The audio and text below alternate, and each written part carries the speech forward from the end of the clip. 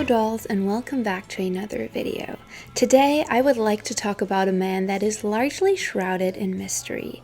You probably do not know his name, but you most certainly know the people he was involved with, and whose deaths he was at least to some degree responsible for. Today I want to talk about a young Frenchman by the name Jean de Breteuil, who dealt drugs to the stars of the 1960s. He was involved with Jim Morrison, Janis Joplin, Talitha Getty, Pamela Courson, the Rolling Stones, and Marianne Faithfull. Now, there wasn't that much available about him, only a couple of pictures online, not really any video material, no accounts of him ever speaking out publicly. However, there are all the accounts of those people who met him, who were part of his very short and strange life. And those whose paths crossed with him have painted a picture of a young man who was born with everything anyone could have wanted, but who never really felt like that was the way to go for him. A man who always seemed like he was on the search for something. A young man who started dealing drugs for fun, and who didn't realize how deeply he had gotten himself and the people around him in trouble until it was too late for many. So today I want to share the story of Jean de Breteuil, the French aristocrat who dealt drugs to rock legends. Now before we get into this video, I want to say I have been working on my French, but it's not perfect. So if I'm not saying the name 100% correct, I want to apologize. And I'm just going to say this because I've gotten a lot of comments lately saying that I pronounce words wrong and that therefore I'm not writing my scripts myself. So I just wanted to say again, English is not my first language, French isn't either. So if I say something wrong, it comes from the fact that I learn a lot of languages through reading in those languages, so I might not say the word 100% correctly, but trust me, I know what every single word means because I do hours upon hours of research for every single one of these videos, and it's just because most of the research that I do is through books and articles. But without any more talking, let me tell you the story of the young Frenchman who shook up the rock and roll scene in the late 1960s. He was the boy with the title, the cheekbones, and the dangerous smile, a French count born into splendor but drawn like a moth to the flame of the counterculture. Raised in Moroccan villas and Parisian salons, Jean de Breteuil could have led a life of quiet privilege. Instead, he wandered into the heart of rock and roll's most decadent years, where aristocrats danced with outlaws and heroin was passed like perfume at an after-party. They called him the dealer to the stars, but he was more than that, or maybe less, a phantom in velvet jackets and Moroccan scarves, trailing smoke and rumors through London flats and LA crash pads. He touched the lives of icons, Marianne Faithfull, Talitha Getty, Pamela Courson, Janis Joplin, Jim Morrison, and left behind stories whispered in memoirs and bodies buried too young. Talitha overdosed in Rome, Janice collapsed alone in a hotel room, Pamela died clutching her inheritance, Jim was found in a bathtub in Paris, and Jean, the boy prince of shadows, followed not long after at just 22. Everyone who had to do with Jean was doomed, Marianne Faithfull once said. Jim, Pamela, all died. This isn't just a story about a drug dealer. It's about glamour and rod, love and ruin, and the quiet violence of addiction wrapped in silk and poetry. It's about a generation chasing transcendence, and a boy who mistook death for divinity. This is the story of Jean de Breteuil. Chapter 1. Born to privilege, drawn to Bohemia. Jean Charles de Breteuil was born on November 15th of 1949 into one of France's most distinguished and noble families. As the heir to the title of Count de Breteuil, a lineage stretching back for over 500 years, Jean's childhood was one of wealth and privilege. His father, Count Charles de Breteuil, owned a media empire in French North Africa, and when he died in 1960, 10-year-old Jean inherited a vast fortune along with the noble title. Jean grew up amid affluence, even spending part of his youth in Marrakech, Morocco, where his family had business and social ties. Surrounded by the international jet set, young Jean was exposed early to a life of glamour and indulgence, and it is safe to say that he quite enjoyed that. Despite his aristocratic upbringing, Jean had a rebellious streak. In the swinging mid-1960s, he fell in with a clique of Bohemian rich kids who dabbled in the expanding counterculture. An associate later recalled that Jean was, quote, a handsome and communicative guy who belonged to a circle of Bohemian boys from well-to-do families who smoked hashish, took LSD, and traveled to India. They could afford it. In other words, this young count with one foot in high society eagerly plunged into the psychedelic youth culture of the 1960s. By his late teens, Jean was indulging in drugs and adventures, using his privilege to explore la vie bohème. The contrast was stark. By day he had the pedigree of French nobility, but by night he embraced the hedonism of the era's rock and roll spirit. Chapter 2. From Paris to California, the making of a dealer. Jean's unique position, wealthy, well-connected, and curious, soon led him from mere drug use to drug dealing. After finishing prep school in France in 1967, Jean ostensibly enrolled at UCLA in Los Angeles, California for college. In truth, his studies were largely a cover-up for his growing illicit enterprise. Upon arriving in late 1960s California, the charismatic young Frenchman quickly tapped into the emerging drug scene on campus. According to acquaintances, Jean had a clever smuggling setup. He bribed the driver of the Moroccan consulate in LA to divert diplomatic mail deliveries to his apartment in Westwood, mail that conveniently contained large quantities of hashish. Using the inviolability of diplomatic pouches, Jean funneled in hashish and perhaps other drugs, safely bypassing law enforcement. Quote, there was usually a pound or two of hashish in there, and he was feeding hash to the entire campus of UCLA, one acquaintance remembered. This scam made Jean a major supplier of hash along Los Angeles high society and student circles in the late 1960s. But even before California, Jean had begun selling drugs in Europe. In Paris and London, he ran with fashionable elites and rock stars, peddling high-quality hashish and opium sourced through his Moroccan connections. The Americans in his circle nicknamed him the junkie aristo, as he seemingly squandered his aristocratic fortune to fuel a life of drugs and partying. Jean's cross-continental lifestyle gave him access to both worlds, the haut monde of European nobility and the gritty rock underground. By his late teens, he was supplying drugs to English and American rock musicians who would pass through Paris. This would soon earn him his notorious reputation as the dealer to the stars. But it wasn't just Jean who was changing. The entire scene was. The late 1960s saw a slow, almost imperceptible shift from the wide-eyed experimentation of LSD, mushrooms, and hashish to something far darker and more addictive. The optimism of psychedelia, all swirling colors and cosmic visions, began to fade, replaced by the numbing quiet of heroin. In London, New York, Los Angeles, and Paris, the party was still going, but it had changed tempo. The drugs weren't for expanding the mind anymore. They were for softening the crash. Heroin crept in quietly, draped in velvet and mystery, promising relief from fame's chaos and burnout's ache. And in this wake, it brought stillness, silence, and sometimes death. Moving between continents, Jean expanded from hash to harder drugs. Eventually, he graduated to dealing heroin, which was fast becoming a drug of choice and destruction for many in the rock and roll scene. With his money, looks, and devil-may-care attitude, Jean de Breteuil was poised to become a pivotal, if shadowy, figure at the crossroads of European high society and late 1960s rock counterculture. Chapter 3. High Society Connections. Talitha Getty and the Jet Set.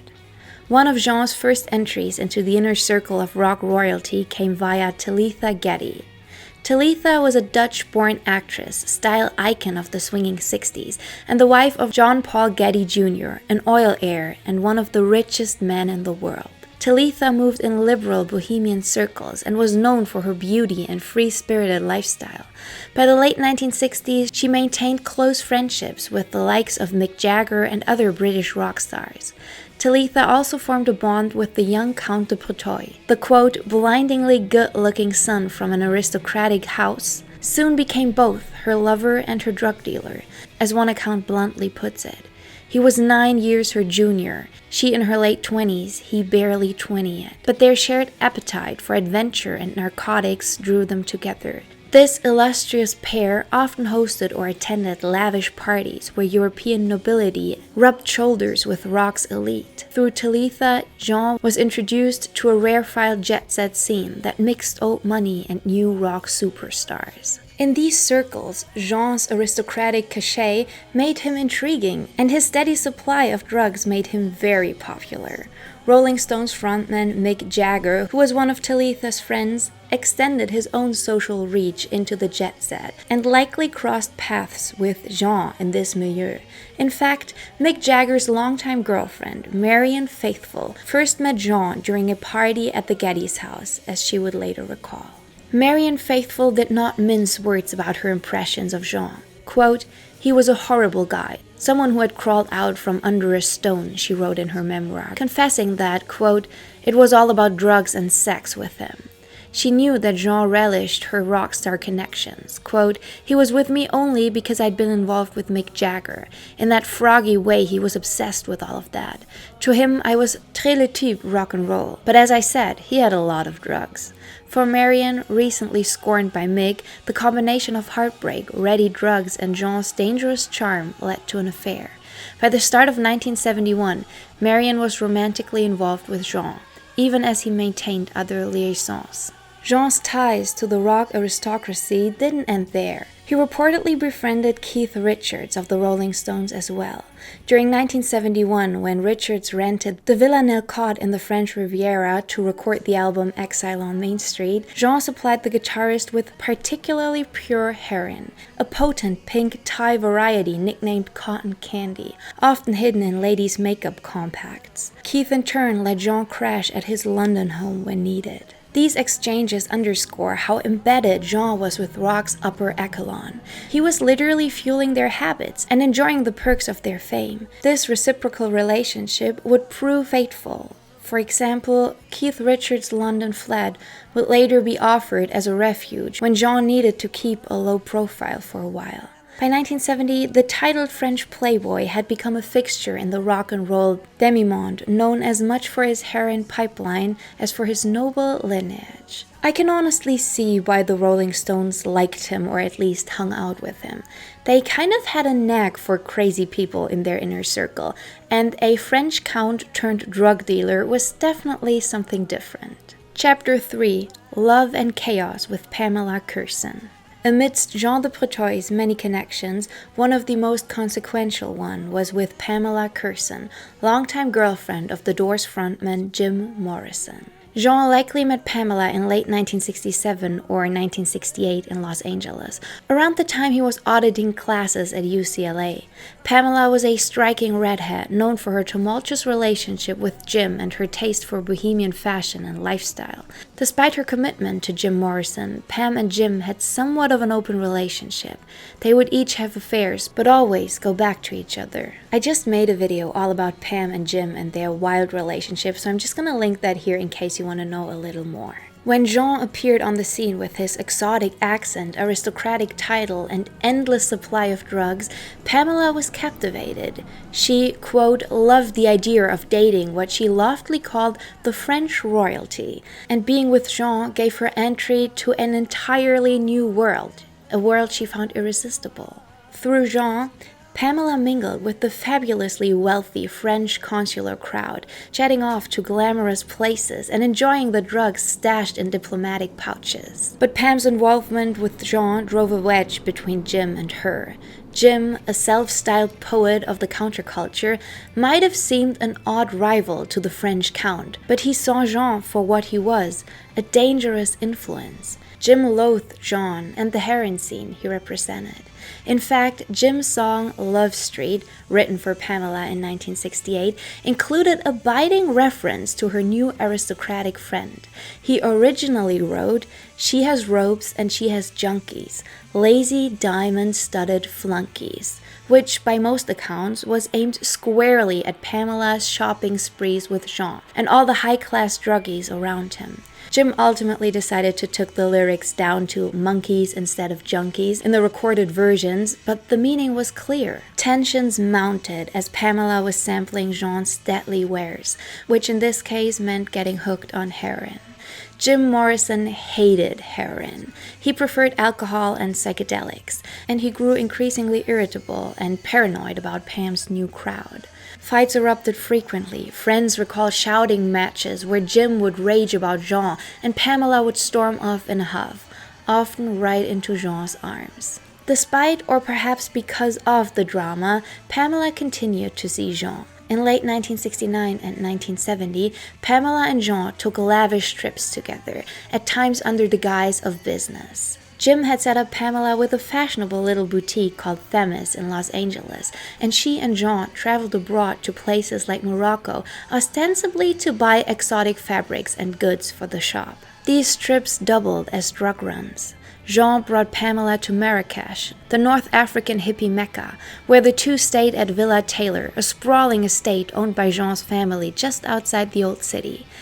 Villa Taylor itself was legendary, a Moorish palace that had hosted Winston Churchill, Franklin Roosevelt, Charlie Chaplin, Yves Saint Laurent, a symbol of the Breteuil's high status. One can imagine the wide-eyed California girl Pamela swanning around this palatial villa in Moroccan caftans, enchanted by the decadent scene. Meanwhile, Jean took advantage of these Morocco trips to procure exceptionally potent heroin, which he would then dispense to clients back in Los Angeles. By October 1970, Jean's entanglement with Pamela had created a perilous triangle. Jim Morrison was drinking heavily and growing depressed. Pamela was deep into heroin with Jean, and Jean was juggling multiple lovers, Pamela, Talitha Getty, and Marianne Faithfull, while running an international drug operation. And this volatile mix was about to claim its first rock and roll casualty. Chapter 4: Supplying the Stars, Janis Joplin's Final Dose. Jean's reputation of the dealer to the stars truly solidified in one tragic incident in October of 1970. One of his occasional customers was Janis Joplin, the queen of rock and blues, known for her powerful voice and her addiction to heroin. On the night of October 4th of 1970, Janis Joplin was found dead in her Los Angeles hotel room from a heroin overdose. It soon emerged that the heroin Janis overdosed on was exceptionally pure and highly potent, and it had likely come through Jean de Breteuil's supply line. According to Miss Mercy of the GTOs, Jean had visited her shortly after dealing drugs to Janis on that fateful night.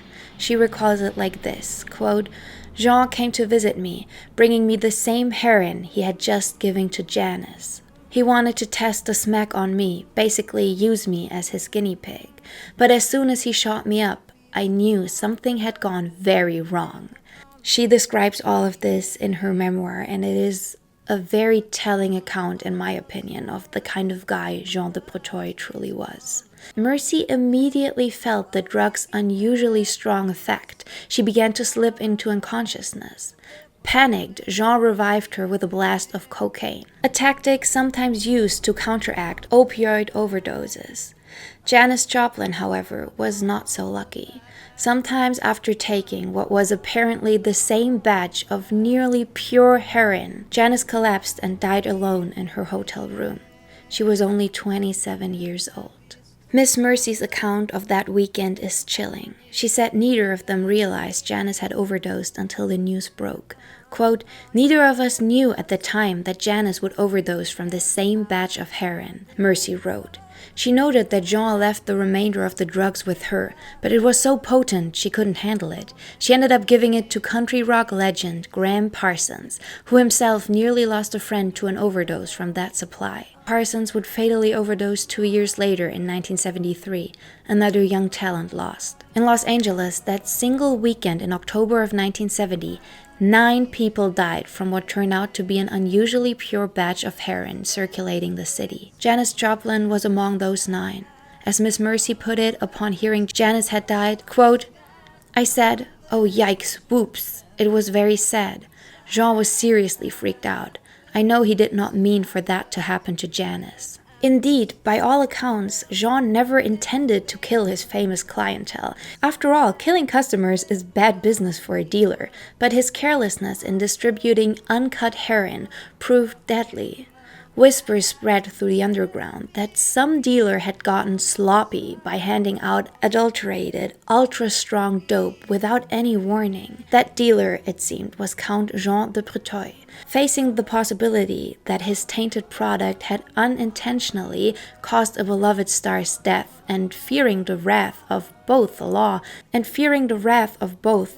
and rock and roll's community, Jean did what any concerned outlaw would do. He fled the country. In the immediate aftermath of Janis Joplin's death, a terrified Jean de Breteuil bolted from Los Angeles to Paris, hoping to lay low. Tellingly, Pamela Courson went with him. Before leaving, Pamela reportedly scribbled a note to Jim, explaining why she had to go to Paris. Jim, in a hurt and drunken rage, burned her note after reading it. Jim was devastated. His girlfriend had ran off to Europe with the very man he despised. Jim sought solace in Los Angeles bars, drowning his sorrows at places like Barney's Beanery, as legend has it, while Pamela and Jean vanished into the city of light. For a couple of months, Jean and Pamela laid low in Paris. Paris was still a playground for wealthy expats and bohemians. There, the pair slipped into the local heroin subculture. Pam, away from Jim's volatile temper, sank deeper under Jean's influence. Back in California, Jim Morrison wrapped up recording L.A. Woman, the Doors' final album, in early 1971. With the album done, Jim, exhausted by fame and legal troubles, agreed to Pamela's long-standing plea. They would move to Paris for a fresh start. In Pam's mind, Paris was an escape from the pressures of L.A., but it was also Jean's domain. Pamela returned to L.A. briefly around Christmas of 1970 to help convince Jim to come to Paris. In March of 1971, Jim Morrison did just that. Leaving the Doors for what was intended as just a hiatus, he decided to join Pamela and moved out to Paris. Unbeknownst to Jim, the apartment Pamela secured in Paris was found thanks to Jean de Breteuil's connections. In fact, Jean was very much still in Pamela's life. Initially, Pamela kept her own apartment in Paris, separate from Jim's, but eventually she moved in with Jim at 17 Rue Breteuil, a flat in the Le Marais district. The apartment would become infamous as Jim Morrison's final residence. And who were frequent visitors once Pamela settled in? Jean de Breteuil and his clique of wealthy addicts. From now on, they were regular guests at Jim and Pam's home. Imagine the tensions of that arrangement. Jim trying to get healthy and write poetry in Paris, only to find the 22-year-old drug dealer he loathes popping around with pampered Parisian junkies in tow. It was a powdered keg waiting to explode. Chapter 5. Paris 1971. Jim Morrison's mysterious death. By June of 1971, the fates of Jim Morrison and Jean de Breteuil were inextricably intertwined in Paris. Jim was 27 and was hoping to turn his life around in the city of art and romance. Jean was supplying heroin to Pam and carrying out an affair with Marianne Faithfull at the same time. The stage was set for tragedy. On the night of July 2nd to 3rd of 1971, events unfolded that remain shrouded largely in mystery and myth. What is known is the following. In the early hours of July 3rd, Jim Morrison died in the bathroom of his apartment. The official cause of death was listed as heart failure, and because no foul play was evident, no autopsy was performed. But countless theories and accounts since have pointed to heroin as the true culprit in Jim's death.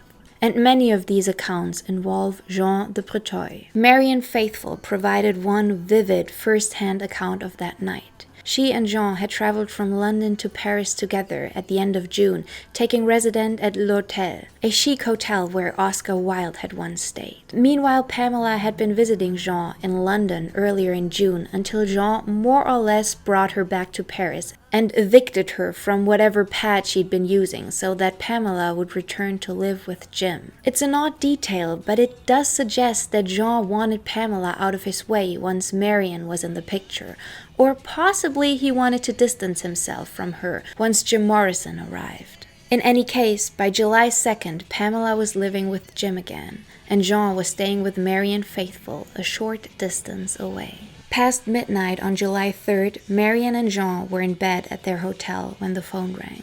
Marianne recalls that Jean, quote, got a call from Pamela, and he had to leave very suddenly. Pamela was frantic on the line, telling Jean that something was wrong with Jim. Marianne, curious and eager to meet the famous Lizard King in person, begged to come along, but Jean refused. Quote, not now. Je t'explique later, okay? Be right back, he told her as he rushed out. He did not explain further. Marianne, sensing trouble, decided to stay behind. She later said she intuitively felt something bad was coming and deliberately dulled herself with a few Tuinal pills so she wouldn't have to be present. Jean arrived at the Morrisons' apartment in pre-dawn hours. What exactly happened there remains a matter of conjecture, as the only witnesses were Pamela and Jean, and perhaps others who have never come forward. According to one recollection by Alain René, a friend of Jim's, who arrived later to help, Jean indeed was present that night. Alain said when he came to the building, he encountered a, quote, long-haired man in a silk scarf and leather jacket outside of Pamela's door. The stranger introduced himself as Jean de Breteuil, demanding to speak to Pamela. Quote, look, she was the one who called me, Jean said urgently. I know everything. I really do. Alain noted that Jean, quote, looked like a ruffian. I wanted to spank his tailor, a snide reference to Jean's bohemian meets dandy fashion sense. Jean was agitated and insisted on seeing Pamela. Alain eventually led him inside, where Jean presumably spoke with Pamela and saw Jim's lifeless body in the bathroom. Jean then immediately made plans to flee France. He told Pamela he was leaving for Marrakech, where his mother left, and offered her a choice. She could come with him, or she could keep a low profile at Keith Richards' London apartment that he had access to. Having delivered that option, Jean de Breteuil disappeared into the night. Marianne recalls Jean returning to their hotel room in a panic as dawn broke. He woke her and ordered her to pack. They were getting out of Paris at once. Quote, he was scared for his life, Marianne wrote. Jean blurted out that Jim Morrison had OD'd and he had provided the smack. Jean saw himself as a dealer to the stars. Now he was a small-time heroin dealer in big trouble. In her shock and groggy state, Marianne finally understood. Jim was dead in that apartment, likely from heroin that Jean had supplied. Marianne has even said that when Pamela's call came, Jean exclaimed to her, I have killed him, before rushing out in a frenzy. It's unclear if Jim truly died from Jean's heroin, but that is certainly what Jean believed and feared. In that instant, the young count saw his gilded life crashing down. One of the world's biggest rock stars was dead, and he felt responsible. Jean and Marianne fled Paris that same day, July 3rd of 1971, on the first flight to Morocco. They headed straight to Villa Taylor in Marrakech, where Jean's mother, the Countess Madeleine de Breteuil, was staying. At this lush family estate, the runaway lovers tried to hide from the horror back in Paris. It wasn't a pleasant stay. Quote, it was a disaster, Marianne later wrote. We stayed a week, both horribly strung out. When a young American friend by the name of Roger Steffens met them for dinner at the villa, he found the pair in dreadful shape. Quote, their eyes were all bloodshot. They were semi-coherent, stoned out of their minds, he later recalled. Over a haze of kiv, a type of Moroccan cannabis, in the villa's tower, Jean and Marianne unloaded the whole story onto their friend. They recounted that Pamela had called Jean early that Saturday morning saying, Jim's in the bathtub and he's locked himself in there and I can't get any response. Will you come right over? Jean and Pamela allegedly broke down the bathroom door and found Jim unresponsive in the tub. To Roger and the others hearing this story in Morocco, the tale sounded surreal. After all, nothing about Jim Morrison's death was yet public. Roger even thought the couple might be delusional from the drugs until days later when the newspaper confirmed Jim's death. Roger actually jotted the bizarre incident in a letter to his family on July 9th of 1971, the day the world finally learned about Jim Morrison's death. To this day, Jim Morrison's final hours remain an enigma. and Jean de Breteuil's exact role is hotly debated. One particularly dramatic theory came from Sam Bernard, a Paris nightclub manager, who claimed in 2007 that Jim didn't die in the apartment at all but overdosed in the bathroom of Bernard's club, the Rock and Roll Circus. In that account, Jim supposedly went to the club after 1 a.m. on July 3rd to buy heroin from Jean de Breteuil's dealers, allegedly telling friends that, quote, scoring is a man's job, meaning he'd get the drugs for Pamela. Bernard says he later found Jim slumped in a stall with, quote, white fluid around the lips and nose, clearly dead from an OD. Jean's henchmen allegedly carried Morrison's body out and, quote, dumped him in a hot bath back at the apartment to disguise the true location and time of death. Pamela, the theory goes, omitted these details in her police statements to, quote, protect Jean, her paramour. Marianne Faithfull, however, has said that she doesn't buy the nightclub story. We'll likely never know the full truth, whether Jim overdosed in a club and was moved, or whether he truly died in the apartment, as Pamela's changing stories claimed. What is certain is that no autopsy was performed.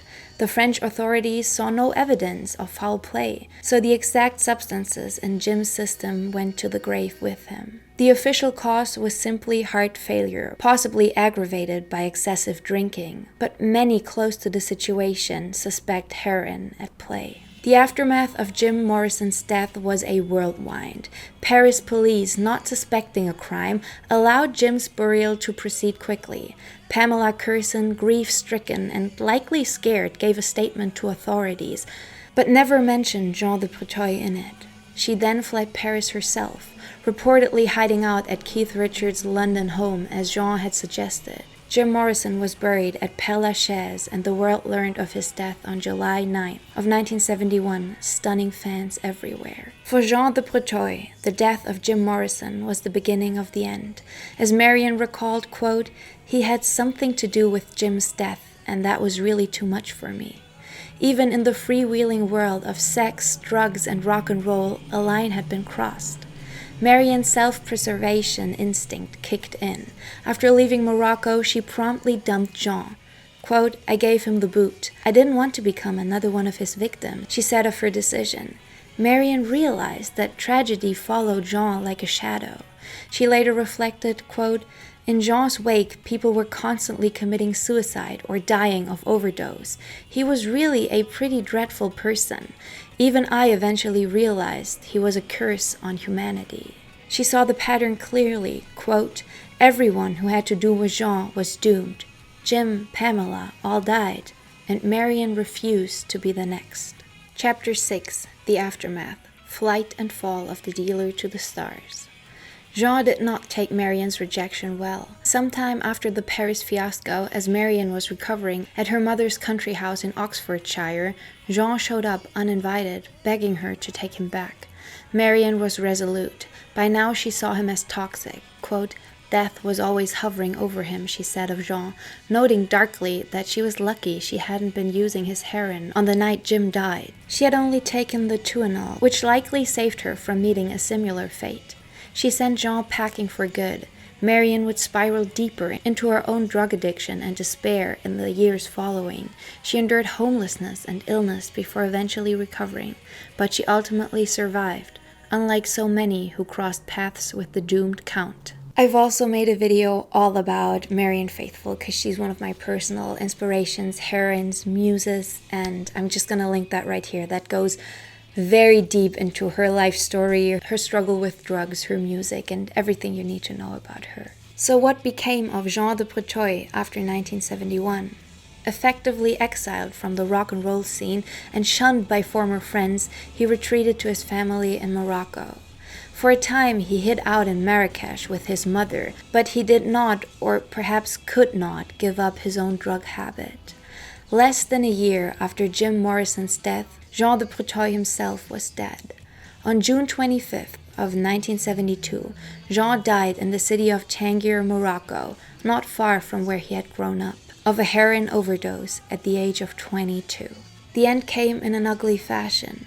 Jean had an enormous quantity of heroin in his system, so much that the Moroccan police reportedly wasn't sure if it was an accidental overdose, a deliberate suicide, or even a possible murder. Some have speculated that given Jean's dangerous liaisons, someone might have intentionally given him a hot dose as retribution, or that Jean, consumed by guilt and paranoia, took his own life with a massive hit of smack. No definite conclusion was ever reached. His death remains as much a myth as the rock star's death intertwined with his story. Jean's body was returned to France, where he was buried at the Breteuil family crypt in Troyes, the site of their ancestral chateau. As Marianne Faithfull grimly noted, by the mid-1970s, nearly everyone connected to this saga was dead. Pamela Courson inherited Jim's estate, but could not escape the spiral of addiction. Pamela died of a heroin overdose in April of 1974 at the age of 27, eerily the same age Jim and Janice had been. The glamorous Talitha Getty, who had been Jean's lover, had already preceded him in death.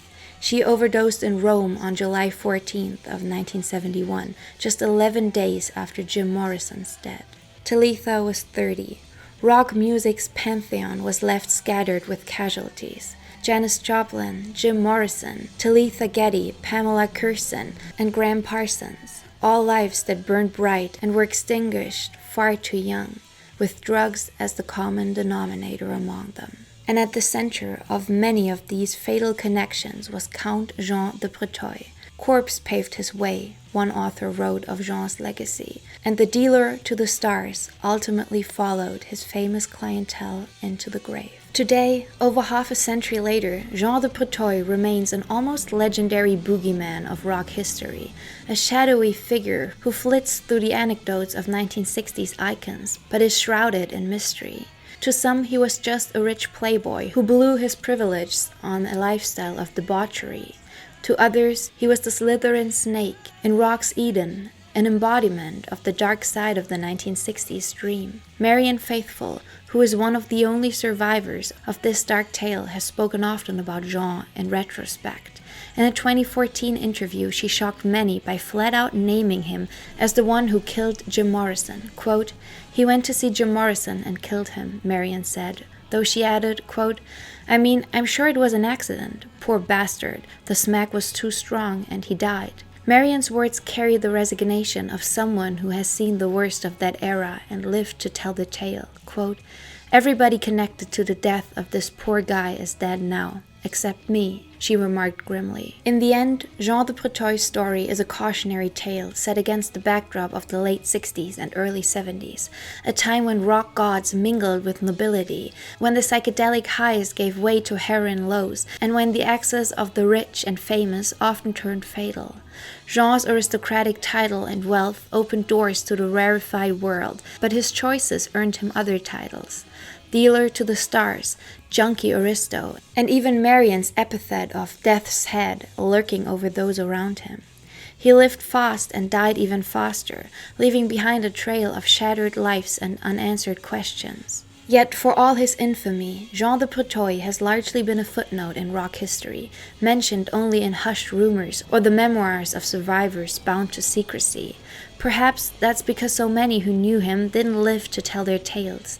Now, thanks to accounts from Marianne Faithfull, Miss Mercy, and others, finally pulling back the curtains, we can piece together who he was. A privileged French aristocrat who became an unwitting angel of death to the rock legends he supplied. Jean's life was as charmed as it was cursed, a brief, bright flame that burned through money, morality, and ultimately mortality. In telling his story, we glimpse the darker underside of the summer of love's aftermath, where la vie en rose could quickly turn into la vie en overdose. Looking back on Jean de Breteuil's saga, it's hard not to feel a mix of intrigue and sorrow. He was a young man who had every advantage, looks, wealth, pedigree, yet he became entangled in one of the most tragic threads of pop culture history. Had he lived as Marianne mused, quote, he might have turned into a human being, but he did not. Instead, Count Jean de Breteuil's legacy lives on as a haunting tale of rock and roll decadence, the kind of story where truth and myth melt, and where nearly everyone paid the ultimate price. So that is it for today's video. That is it for the insane, I don't even know which other word to use, the tragic, I don't know, for the life of Jean de Breteuil, I guess. I remember first reading about him in Marianne Faithfull's biography, and then I also read about him in Miss Mercy's biography, and it painted this odd picture of a man that I still, after all the research that I did, and trust me, I think I look into every account that there is of him, because there isn't that much, I still can't put my finger on the type of person that he was. It is so hard for me to grasp and understand that, because one thing that for me doesn't make sense in all of that is how incredibly young he was. You have to keep in mind, when Jim died, he was 27, which is insanely young already. I'm 26, and I cannot imagine that when he was my age, Jim Morrison was pretty much done with 90% of his life already. But the fact that Jean was only 21 back then and passed at 22, I cannot wrap my mind around it. And I think it's that same story that comes up over and over again, of people who get born into having all the fortune and everything on their side, but something inside of them keeps them from living the great life that they're set up to. I don't know. I would love to know what you think about all of this. I've been really wanting to tell this story because I was so intrigued by it. This isn't the type of story I feel like I usually tell on this channel, because I usually focus on people who are a lot more known. However, there are these people in rock and roll history who played such a big role and no one really knows them. So maybe this could be the start of a new little series where I introduce you to people who were there in the 60s and 70s and who, like Jean, played such a big role in so many people's lives and deaths and are now largely forgotten about. I still don't know how to feel, what to think about Jim's death, how he died. As said, for a long time I thought that it might have been some sort of like heart failure, some sort of a lung issue, which all of that can happen when you take a heroin overdose. Your heart basically stops beating and you stop breathing. I don't know. It's just the one thing that really makes me think that Jean was involved is the fact that Marianne and Roger and Alain, 3 separate people, have told the story. And why would they? So I don't know, maybe he was involved. Maybe Pamela tried to shield him from all of that. I really don't know. Maybe it's deeper than that. Maybe his family is so powerful that they got his name out of all of that. We'll never know. It's just interesting that this was his life, I guess. And I like that Marianne said that maybe if he would have gotten to get older, he would have grown into some sort of decent human being, but we'll never know. I think everyone has made mistakes in their early 20s, but probably not everyone has made mistakes that involve the death of others. And so, I don't know, I think it's almost like this was the logic consequence of the life that he lived, to die that young and under these circumstances. But yeah, we'll never know. He's such an interesting figure to me because there is so little known about him, and that's why I really wanted to make the video. But I have to stop talking now because I could go on and on about this forever and ever because there is no answer. But yeah, I really hope you enjoyed the video. If you did, I would love you to give it a thumbs up and maybe even share it with a friend. It supports me, it supports the channel, and it would truly mean the world. If you like what you saw and you're interested in all things about the 60s and 70s, consider subscribing. I make videos every single week and I would love to have you around. I hope you have a beautiful day. Go out, enjoy the sunshine. Take yourself some time to focus on you and your mental health today, and I will catch you in the next video. Bye, dolls!